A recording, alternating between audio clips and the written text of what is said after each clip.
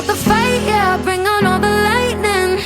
Cause I'm looking for a hero, look inside the mirror, I find one. Oh, carry the hurt when it gets too hard, pick it up, dust it off. When I fall down 11, I get up 12, don't need nobody else. Yeah, I can save myself. Welcome back, bold listeners. I'm Mackenzie Goslin, your host of the Be Bold podcast, and today I have the pleasure of being joined by Jenna Goodhand, entrepreneur and owner of Cafézia Coffee. So thank you, Jenna, for being here. Oh, thanks, Mackenzie. I'm so happy to be here. Oh, I'm so excited. So I know right off the jump that you're kind of a woman of many hats, right? So you do lots of different things, which is why we, spirit of entrepreneurship, don't we all? But you actually really do all the things. So I kind of wanted to just dive into Cafézia Coffee, but also like just kind of who you are and your spirit of entrepreneurship. So do you want to tell us a little bit like how you got started? And Absolutely. Like I think many entrepreneurs, you feel like you always were an entrepreneur, and you can probably tell maybe back when you were a kid, maybe you were selling things on the playground, maybe you always had these big ideas that you chased, and that was kind of it for me. And the first time I really realized like, oh, this is a thing that I can do, I was in junior achievement. So this is a high school program. You get together with a bunch of kids and you actually like start a business, you have shares. And I was maybe like 16, 17. Wow. And I was like, you can just start a business. And so then I just kept starting businesses. And that's honestly like my biggest thank you is to junior achievement and really inspiring me as a young person that you don't have to follow a path. And I really did not follow the path, like very young. And so entrepreneurship has saved me many times. I mean, it's also like given me some challenges, but I really identify with the life that entrepreneurship can give me. okay, so right there, that's a really like good golden nugget I want to just jump in on. Like you identify as an entrepreneur, right? Because there's two kind of ways this goes, right? People either say like, I work, entrepreneurship's not my life though. Like it's still just a job and it's a career. And then I go home to the kids and I try to unplug. I try to not answer the phone. Then there's other people who are like, absolutely not, it ebbs and flows. I don't have a boundary. I will pick up my phone on a Saturday. I will pick up my phone in the evening. Where do you kind of lie on that? Are you just, you are your business is you, it's all one cyclical thing? Or do you really try to separate and give it boundaries? Yeah, I think entrepreneurship is an expression of who I am.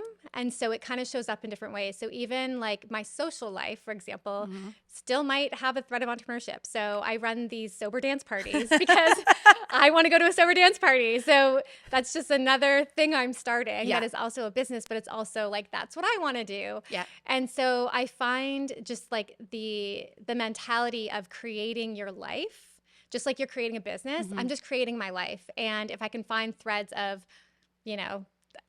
economics within that as well, that's beneficial. But I really want to inspire people to just do what you want to do and know that it doesn't have to take up your whole life.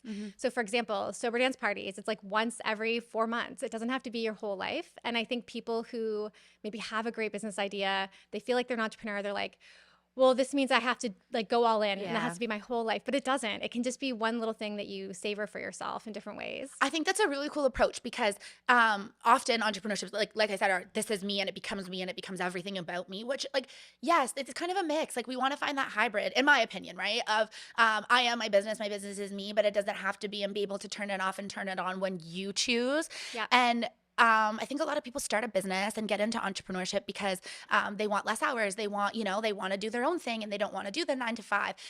Often we end up actually like trading what was 8 hours a day for now. We end up working more hours in the beginning, but I think at the end, the root here, we want to create something more, right? And I think that that's where you and I connect, and why I'm so excited to dive deeper into this about finding purpose in what you do and letting yourself express yourself through it. And like business is a lifestyle and not business to make money. And if you make money, then fantastic. Is that kind of? Yeah. And I would say that entrepreneurs and business owners are not the same thing. Yeah. And I would say that only now, after many businesses, do I feel like I'm a business owner. Okay. Yeah, it really is a different mental shift. And the other thing I would add is that if you're an entrepreneur and personal growth is not a priority, then you will find yourself in some really challenging, difficult spaces because you won't balance your life properly. Whereas when personal growth, self-reflection, really analyzing like, how am I living in my life? If that's a part of your journey, then you won't burn out. Then you will make sure you have time with friends and family and, taking care of your health and not just your business. Yeah. So entrepreneurship really is this like, there's a spark inside of you. You feel motivated to do something, but that's not the end. That's really like the beginning of like, okay, who am I going to be now that I'm in this? And the healthiest business owner is someone who's healthy with themselves. And that's way more than just like numbers on a page or how hard you work. Yeah. And I will say, like, I'm obviously thinking of my personal experience while you're talking, but it was very much like, you've got to be able to change, and there's like really nowhere to hide when you're an entrepreneur. Like all of your personal, like when you go work in a business, in an office, and it's 9 to 5, you can shut down. You can kind of be two people, right? You can turn it on, be the person you're supposed to be at work, and then come home and, if you have got things going on in your personal life, you don't necessarily always have to bring them to work in a hustle culture, a corporate culture, right? Not necessarily all businesses run that way. I don't want to say that. But when you start to become an entrepreneur and like there's nowhere to hide, all of my personal problem, self-growth, all the things that I, was hiding or was ashamed of or didn't want to work on, no place to hide, right? Like if you're not organized and it comes out, if you're not confident, it takes a toll on your confidence too, right? And I think these are the things that with Be Bold, we really want to talk about is the not so glamorous side of things. And I want to kind of just ask you the question, like, because you did say you kind of started very young, like how has that shifted? Do you feel that you were always confident getting started, or do you feel you kind of built confidence through being a business owner? Yeah, I think both. Both, yeah. I think both. I think so I was like late diagnosed with ADHD and a little bit of the spectrum. And so now I can see sort of why I always thought that there was something different about my brain, because people would be like, you just start, like you didn't think about it, you just did the thing. Or like, why aren't you afraid? Like there was all these things where I was like, oh, should I be afraid? Should I be? Like I always felt like I didn't really question kind of what I was doing. Very reactive in terms of just like moving by what I feel. Yeah. And so, like you said, you cannot hide. And so all of these really maybe not admirable traits of mine would come out, right? Yeah. Like opening my car for somebody to get a ride, and it's just like there's stuff everywhere. Yeah. Or like, eating eating like protein bars for every meal, or like, I'm laughing because my purse right now to get like through the episodes, and that's my fuel is just protein bars, because it's just like, yeah. So there's all these things that because your whole life is kind of wrapped up in it, you can't hide it. And I think that it has allowed me to be able to laugh at myself, to be able to accept myself, and to also be better in business, because who people want to work with is people that make them feel like it's okay to be who you are. Mm-hmm. We want to work with real people. We want to feel comfortable to like let that go. And the more that we are ourselves, the faster you can grow together as well, which is really exciting. Yeah. And that's been my favorite part, is like I'm not polished. I'm always kind of quirky and weird and embarrassing, and like those things will always be a part of me. And now I see that like that's not so bad, actually. Yeah. It's how some people remember me. Yeah. And it's that classic saying, it's how you make people feel is what they remember, not what you said, right? And like that's just a life lesson, let alone. But I think in business it's that too, right? You're going to remember the coffee because you're going to remember the person who sold it. Like it is more of a connection piece. So I kind of want to dive into Cafézia and a little bit about like where that came from, because if you want to tell, you're obviously more knowledgeable than myself, but it is like a wellness drink as well. Like we kind of take coffee, this hustle and bustle culture drink, right? I've got to get my coffee, I've got to get up, I've got to go to work, I've got to get another coffee before I even get to work. And it's this like burnout kind of beverage sometimes it's seen, and you've taken that and made it your own kind of. So can you tell us a little bit about that? So like many businesses, Cafézia was a pandemic baby for me. I was running a co-working space, and I was doing a lot of traveling for public speaking, and none of those things could happen. And I'd become a huge fan of this local coffee I found that was coffee with herbs. Okay. The herbs slow the release of caffeine, so you don't get the jitters, the anxiety. I don't need any more energy. I just need the clarity and focus. Oh, we're so alike, right? Like that. Yeah. So I'd become like a super fan for this coffee, and then I became hiking buddies with the person who owned it. They were going to sell it, and I was like, I'm going to buy it. I'm going to buy this coffee company. So it was very impulsive. But something inside of me also was like, this could be like the next growth spurt for you, because I've done services for a really long time. I have no idea how to sell a product. I don't know how, the back end of the system works. Yeah. And I was like, this is going to be my next business school. That's always kind of how I look at new businesses is I'm in business school. The goal is to figure out at the end, like, how do you achieve this project, right? And so I bought the company in 2021, and I was like, well, there's a lot of competition. It's coffee. And at that time, people were like, roasting in their garage, and there was just so many coffee brands. And I was like, okay, the herbs are kind of our thing, but also what is the messaging around coffee right now? It's hustle, it's grind, it's stay up late, it's like double, triple like caffeine, right? And I was like, let's do the opposite. Let's be the opposite. And then it really spoke to me because I was really fortunate. I did my master's in a really small village in Hungary, and everyone there like sat at cafes in the middle of the day. And like, I remember the first time I got there, I asked for a coffee to go, and they were like, "What is coffee to go?" Like they're like, "Oh wow, yeah." They're like, "We don't go." So they gave it to me in a soup container. Oh my gosh! And so it kind of brought me back to like, I'm really about connection, community, like conversations over difficult topics. Wow, yeah. That's the history of coffee. That is coffee. Coffee was that for us, and it actually still is for many cultures. But in North America, you know, in some parts of Europe, it was used as a tool to exploit, to get the working class to work longer hours, shorter breaks, without a lot of hunger. And so I was like, let's go back to the roots of coffee culture and let's slow it down. And like, and what's cool is that the coffee has slow release caffeine. So it kind of all worked itself together. Yeah. And it felt like a preventative method for me to avoid burnout. Because I was like, how can I have this company that's about anti-hustle and burn myself out? I'm going to have to figure out once and for all how not to do that. Wow. So we're almost going back to home base with the coffee too, right? Like you're bringing it back to the roots. And I think that's a really cool part, especially in North America. We've lost our way a little bit in a lot of things, right? We've monetized things. We've made it hustle and bustle. How can we save time? How can we, and we've lost the connection. And like food, we had Penny Remming, who does the beautiful cheese boards in front of us earlier. And she's all about the connection of food too. Like food was supposed to be, food and beverage was supposed to be to bring people together and, you know, to fuel us and not as just this glorified thing that we advertise, right? Absolutely. So I really love what you're doing with that, about bringing it back to the connection and bringing it back to something that's healthy and you know what? I just had this this visual that just was so sad. So we have such like a lonely epidemic right now, and just this idea of like people driving in their car to get a big coffee by themselves, and then driving through a drive-thru and getting a meal, and they're sitting in their car eating by themselves, drinking by themselves. And yes, I love being by myself. Like I really do. I really cherish that. But also I think we've removed ourselves so much that now we're doing all the things that we used to do, at least together, alone in our cars. And that's just so sad. It is. Yeah. It is. I just got the visual too. You did. I know. And but the thing is it's an easy visual for anybody to. We've all done. Like I'm picturing myself doing it. It's not a visual of someone. Bar at our right. Literally, right? The hustle part. So, what are your opinions about? Like, obviously, we've talked a little bit about the coffee and your opinion on the hustle culture. But besides the coffee, like that is one of your values that you hold in all your businesses in your life, right? About the hustle and trying to slow things down. So, actually, one of the best pieces of business advice I got when I first started, and it wasn't that long ago, really, but it was about. I remember thinking he was crazy at the time. It was Brett Lucier, who owns Provincial Glass. I should give him. Yeah, he gave me the best piece of advice. I don't even know if he'd remember saying it. It was like in passing, but it stuck with me. And it was about like the most successful people that I know now are starting to slow down.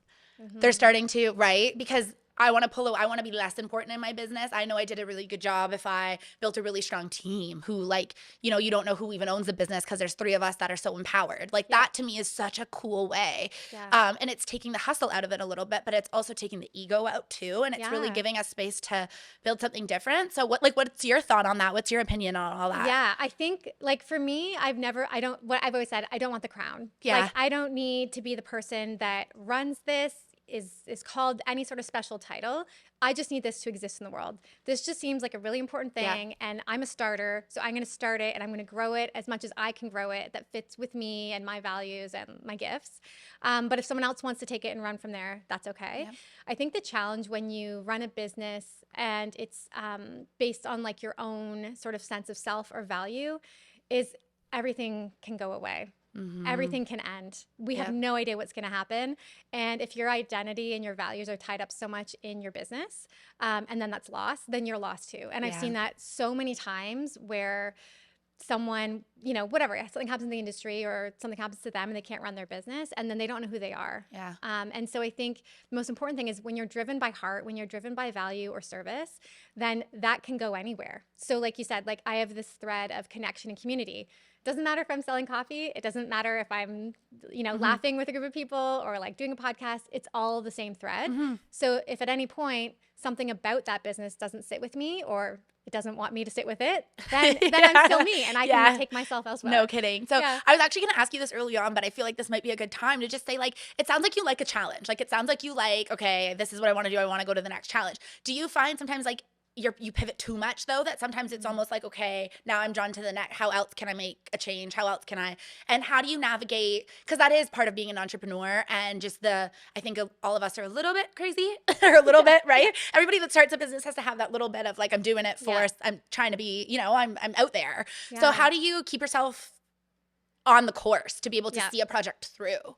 I think that becomes a bigger challenge the longer you've been an entrepreneur and the more things you've tried, because your confidence for trying new things is there. It just gets bigger and bigger. And you're like, I can do this. And you also know I can do this now. I can just like put a thing out there and now this business exists.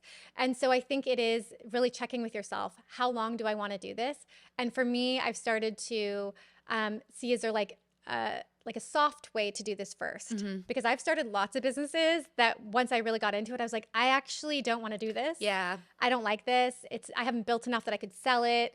But then it just kind of dead stop. So I think it's really not waiting for things to be completely right, but just like trying things out. Like if you want to try something new, just try doing like a pop-up at a market or something. You don't have to, that doesn't have to become your whole thing. Just see if you like standing at farmers markets and having interactions with customers. Yeah. Which is cool because it's really not one size fits all. And we were talking about this, and that's what this representation of the Be Bold is supposed to be. Like, what's going to work for you is not going to be what works for me and other people, and vice versa. And like a lot of people say, I've heard on the opposite of just jump in, don't look back, give it your all and see it through. Even if, maybe you wake up, because there is doubt in anything that you follow, people doubt. So what happens if you try that pop-up shop, but the fear creeps in and you're like, it's not for me. Could it have been for you, but you didn't see it through? Or is this more of a personal journey for you where you're like, but I know myself enough to know that I need to just try it first rather than go all in?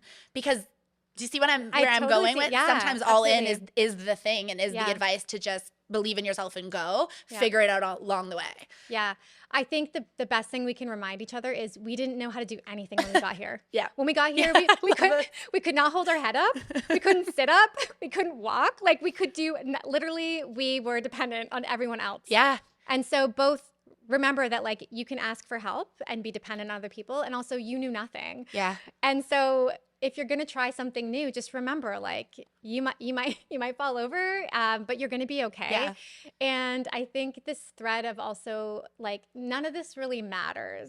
And I don't mean to like take away any value of the things people do, but like 100 years from now, like probably most of the things we do, no one's going to remember, no one's going to talk about. And so like, this is your one life. Just try all the things you can try. And when you ask yourself what the worst thing that could happen is, if you're just standing at a market, the worst thing is like no one buys your stuff. Yeah. Maybe you've got to eat 300 cookies because that's what you made, right? You don't know if you don't go. Like you wouldn't have known. And it's kind of like, what's the lot? Like you had them all for sale before going. You might have them all for sale still when you leave. And it's kind of getting back up on the horse and trying again if that's what you want to do, or saying, it's not for me. Yeah. And learning to look inward. So it sounds like you're very confident and you know yourself and through like doing all these businesses. But have you had outside factors, outside noise where they're like, Jenna, that's a bad idea. You can't do it. It's going to fail. What did that look like, and how do we tune it out? Yeah. Like I'd say every business idea I've ever had, my dad, love him, was like, why would you do that? Why would anyone pay for that? Who's going to do that? Like just constantly for all the things. And I guess it's just the more that you do things, the more you have your own confidence. And I think don't take advice from people who haven't done the thing, right? Yeah. Like there's some things I've done, like when I first started coaching, like over a decade ago, my dad was like, who would pay someone else to get advice on their life? And I was like, what? Lots of people. Everybody. Everybody. If it's the right person, everybody. And that's been one of those successful businesses I've had, because people who are willing to grow. And he just didn't come from that generation. You know, they didn't even have counseling really. Yeah. And so I think when people tell you it's not a good idea, just go to someone who thinks it is. And if it's just you or your best friend or your dog or ChatGPT, like it's just because you don't have support doesn't mean the thing you're bringing to the world isn't important, because a lot of the things that we love and take for granted today are from people who like no one was on their side. Yeah. Yeah. It's cool. And so like where's dad at now? If you approach dad with a question and said Yeah. Honestly, still he just thinks he thinks still I'm yeah nuts. He thinks I'm nuts. Yeah. I love it. So Yeah. because part of me was gonna say go the route of like prove them wrong, and then now he's like I want to be on board actually because I've seen you do it so many times, but he still You know holds what? the oh here we go crazy again. Definitely. So I'm 41 and I still have, I just want my dad to say like, I'm proud Yeah. of you, or that was a good idea. So there's times now where he's just like, that's surprising, you know, and like for him, that's him saying I'm proud. Yeah. But yeah, I think I've learned to accept that you're not always going to get the message you want from the person you most want it from. I have so many people in my life who said, you're so great. I'm so proud of you. You inspire me. And I'm like, you're not my dad. But you know what? Like that's okay. Like I'm still going to keep showing up for myself. And that's the thing is if I don't show up for myself, that doesn't change my dad's opinion. If I show up for myself, at least I'm showing up for myself. Yeah. Even if my dad is still like, what are you doing? Yeah. Yeah. And it's also like you have no idea the amount of people you're inspiring along the way. And like, yes, it might not be that one person that you've always yearned for, whatever. Like, but I think that that's a cool concept. And I'm going all that sad, but it's also like such a motivating piece too, if you can look at it that way and do it for yourself, but also that concept of you literally don't know who's listening. Like it could be somebody we could never hear. We could never get that message saying, hey, that episode you guys just filmed really inspired me. We're not doing it for that. We're not wearing the crown, but hopefully somebody's listening and is like, I feel like I could do it now, or I relate, or I feel better. And that's really what it's about. Like, and I might not be our dads, right? But it might be some young girl or some who's just ready to step out and start her own thing. And I think for me, that's my why. And I think that that's what keeps an entrepreneur's head on the right path, is figuring out what the mission is and leading with mission and purpose instead of with the ego and everything. So I think that's why you're successful. As much as it seems so small, you're just like, but I'm just being me. Yeah. Do you know how many people don't have the confidence to just be them? Yeah. And so I like give you praise for that, because I think that's why I'm drawn to you. I think it's so cool to just be like, we're going to be quirky and we're going to sit here and we're doing it. And I would say I've really come to like see in my life, like we're all influencers. Yeah. Whether you call yourself that or not, like we are all influencers. So when there's people who don't get you, like every day you show up for your life, you're influencing, right? Even if it's just like someone that you're interacting with on the street or in your store or on an email, like we influence each other because we're human, and that's what humans do. We mirror each other, we take cues from each other on how to behave and how to treat each other. And so at the end of the day, like I have to be right with me. And I think that entrepreneurs who are successful, like that really is a core thing for them, is like, can I go to bed at night and feel good about myself? Yeah. Was I myself? Am I not being myself? And that's hard because life will try, and there's so many times where I'm like, I know if I just did that, like I would have been more successful faster, but I couldn't do it. It was like selling myself short, you know? Yeah. And we do have to make hard decisions. Like, yes, it is all fun and all the things, but you do have to say no to people. You have to let people down. You have to, you know, and that's where like going to bed with yourself at night and saying like, okay, am I confident in that decision? Can I sleep at night is important, because there is a lot of noise. There are a lot of opinions, and that can be kind of overwhelming. Especially you started out very young too, when you don't really know who you are just yet, right? I think you're always learning who you are. I don't think that stops. Absolutely. But especially at a young age, like it's very easy to be also influenced, right? We're influencers, but we get influenced too. And you know, what's your like circle like your close circle out? Is it more entrepreneurs? Like, are you friends with a lot of business owners? Are you, do you still have friends that you had before you were an entrepreneur? Yeah, it's really interesting, especially as a woman. I think our friendships are in relationships are different. So my oldest friends are from like high school, and they're not entrepreneurs. Yeah. But I would say most of the people I talk to regularly are entrepreneurs. Yeah. And some of them, it's very like we only talk about business, and then some of the really deep ones, like we're really just talking about ourselves in our businesses. Like one of my best friends right now, like all day long, we're just like sending manifesting messages. Like, here's a new crystal, like just all these things to be like. But I think the most important thing is like you have to have someone that you can say your crazy things to, that doesn't like downplay them, but also like brings theirs. Like it's hard to say, I did really good. Like it can be really hard to say that, to be proud of yourself and to have someone be like, oh, you are amazing. Like, and not take it as, oh, your head's can't fit in the building, or jealousy and stuff, right? So have you had that? Have you experienced where you've had to part ways with a friend or family member or relationship because they just weren't aligned and they weren't getting it, and it was more? Lots. It's heartbreaking. It's really hard. And I'd say that most people have left me. And that's hard. It's just a hard thing. But I think, you know, we are all on our own journey, and if you just stay true to like yourself. My heart is always open for anyone who wants to come back. If you watch this, Oh my gosh, I love this. I love this. but yeah, I think sometimes when you show up big, like we were talking earlier, you're a loud kid, be quiet, all these things. Yeah.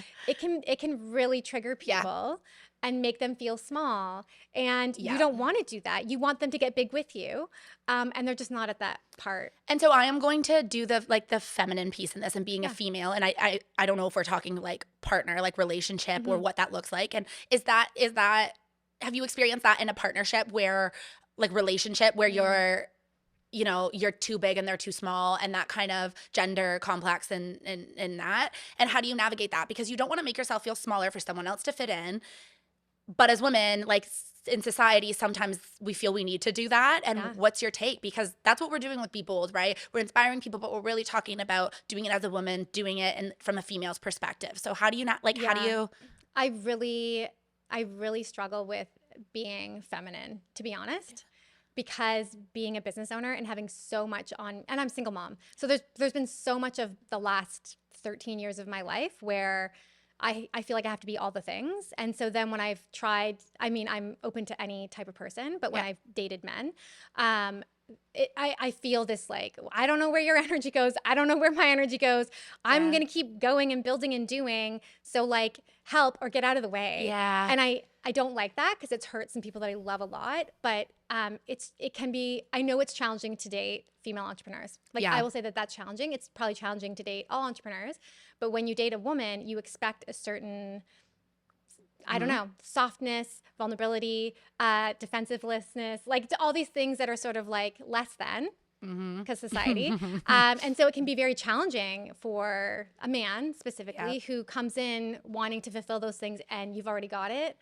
So, I mean, I haven't seriously dated in a couple of years because it's hard. Well, kudos to you. It's very hard. And I'm making all these faces because same. Like I've experienced it in multiple, and I've gone both ways. I've tried to make myself feel small. I've tried to fit in. I've tried to give them what they need. It doesn't work. So you might as well still just be you. And when going back to when you said you had ADHD or were dying, like mine was, I was anxiety and too much and too loud and too much energy, right? And so again, that concept of too much, which is why we launched Be Bold, because I'm going to take that too much and I'm going to turn it into something that's bold and me and refined, right? And so I feel like that's our journey, is figuring out who we are, not shying away from it, showing up, and whoever's coming with us is coming with us, and we're happy to have you, and we're going to help you too. And relationships are hard. I think that's a fun one. I didn't even know that we were going to get into the relationship, but it's important because it's a part of building a business. It's a part of being a woman, and they ebb and flow. You can't do one without the other sometimes. So I would say this kind of to something we talked about earlier is we are the examples of women that maybe we didn't have. And that's a really hard path to walk,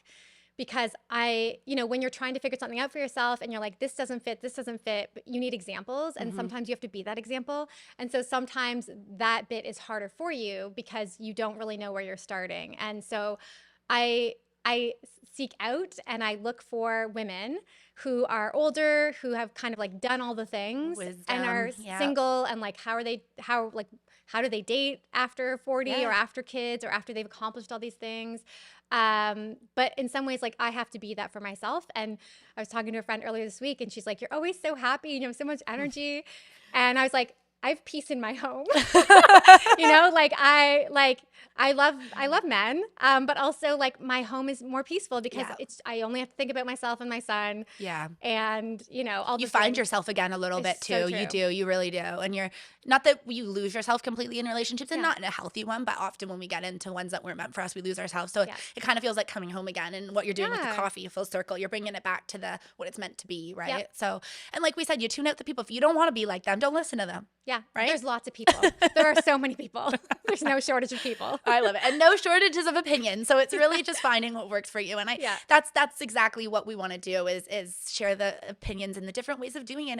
And there's no right or wrong. And it sounds like that's how you've built your business too, and continue. Yeah. I feel like we don't know what the future holds for you, because I feel you've got that spark and that drive. So I'm so excited to see what you come up with next, really, and You watch too. Cafézia. Yeah. So thank you for being a part of the Be Bold community. And I wanted to thank kind of maybe take this time to announce kind of what we're doing with the collab. Yeah, So absolutely. I'm so excited yes, with thank this. you for coming on. So for those of you that don't know, Jenna's kind of joined forces with us, and we're going to launch a Be Bold promo, a Be Bold brew, can we call it? But Yeah, I love that. yeah. So the coffee will be for sale So it's on our website. on the website. And when you check out, if you just put in Be Bold at the end, 15% of your sale will go to the London Women's Abuse Center. Yes, Yeah. thank you so much for doing that. So great timing around the holidays and everything, and we're so excited. I'm a big coffee drinker too, so we're excited that it's a healthy brand to partner with, and I'm so happy that we're going to be doing that together. Awesome. So yeah, I'm going to just kind of wrap this up, and we've had so many little good golden nuggets of information, but if you were, I mean, going back to you just said about making your younger self proud, do you feel that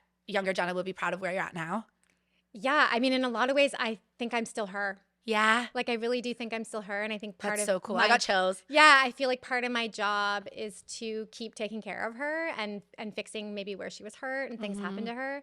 I don't know if there's time, but I do laughter yoga, and a lot of that Oh, is yes. is Yes, I healing. did want to talk about that. Yeah. So when I was younger, because I was silly and loud and always laughing, I had to like leave the room where my family was eating dinner and like laugh into the carpet so that I wouldn't be noisy. So I actually learned how to laugh with no sound, which is really sad when you think about it as a child. And so when I got into laughter yoga and I had to lead people in laughter, like I had no laugh, like there was no sound. So this journey of like finding my laugh again has been like a journey with my younger self. And so I'm always seeing like where does she need to be like healed or let out, even like with that like, you know, loud and boisterous. Yeah. Yeah. And what is laughter yoga? Like what really is it? If you can, for like, I don't really know. Yeah, absolutely. So it's just you're breathing and you're going through laughter exercises, and whether you're faking laughing or actually laughing, you get the same benefits. So it's literally just like, Okay, someone else laughing is contagious. It would make me laugh. Right? Yeah. So I mean, I've done this with so many groups of people. I have a regular thing with one of the retirement homes in the community every week, and it just feels so good to laugh Wow. together. And it's such a social bond. Like when you laugh with people, you feel closer to them. You feel less lonely and less disconnected. So I'm kind of on Yeah. a journey to like get hundreds and thousands of people to laugh together. Yeah. And I know crying is a sense of like you release a lot of internal, and I would Yes. imagine is laughing kind of the same, but Absolutely. yeah. So I don't know if you can relate. Sometimes you've laughed so much that you cry. Yeah, Or even yeah. sometimes you're like in a situation and you're crying and then you start laughing. They are some of the deepest emotional releases because Wow. they come from deeper in us instead of this like conscious space. Yeah. When you're laughing, you're not thinking. You're just expressing. Cool. Yeah. Yes, I definitely want to learn more about that and get into that too. I think it's like a cool concept of getting it out, but in a positive way, and connection too. All back around to connection. Yeah. So yeah, if you could give younger, well, you said you're kind of making Jenna proud. So let's maybe put it out to somebody who's starting their journey. They're listening. They maybe want to get started, don't know how, don't know where. They maybe don't even know what they want to do. Yeah. What would be your piece of advice to them? I would say as much as possible, connect to where you want to end up in a feeling. A sense of feeling, Okay. something that you see for yourself. Like, do you see yourself being able to like go to a cottage once a year and like write all weekend by yourself because you want to be an author or something? Like, really engage with like who you want yourself to be in the future without thinking about the how. Yeah. So like let go of the how, because we're actually motivated by like where we're going to end up and the things that we want at the end. When we get into like the how, that's when we start to have these fears about like, well, I don't know if that's going to work. So start with like the end The feeling. picture it, and Yeah. then work backward a little. Yeah. Anything that feels further than like at least 6 months. Wow. Yeah. Yeah. I was just gonna say, is that like a 5-year like time wise, but Yeah. you're just like picture the goal. Sometimes when you tell someone 5 years, it's too It's too much. far away. So many things can happen. So, you know, I don't even plan a whole year anymore because so much happens in like 4 months. Yeah. So I'm kind of like a 6 months max. And then like you creep over it Yeah. as you keep going. Yeah. Awesome. I think that's a great piece of advice. I'm going to take it too. So thank you so Oh, much for thanks, being Mackenzie. here. We're so happy that you're part of the Be Bold Yeah. and that you're just willing to share your story and inspire somebody. And that's what we're doing, is just kind of creating. You are London and local. So if anybody felt they wanted to reach out, we'll connect you with Jenna and her socials. But that's what it's all about. So thank you so Thank much. you, Mackenzie, and thank you for all you're doing. Thank you. Yes. It's fun, right? That's why we do it, is we love it. So I appreciate it. Awesome. All right. Well, thank you, everybody. And tune in for the next episode.